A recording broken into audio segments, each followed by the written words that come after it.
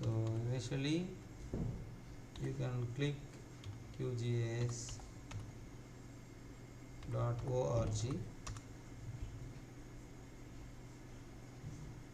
So download now, there may be option. You can click here. In this, two versions are there. This is long term version, also it is available. Long term release, LTR. So recent release you can find. Instead of this, you can download network installer. In this network installer,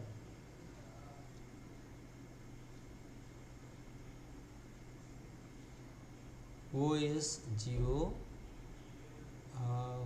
for work. So there is a installer. So just you click on this button, it will ask you to save.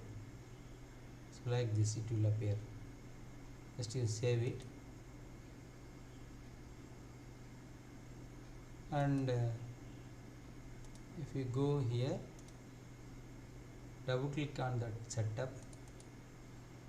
So it will ask you to express installer. Just click next until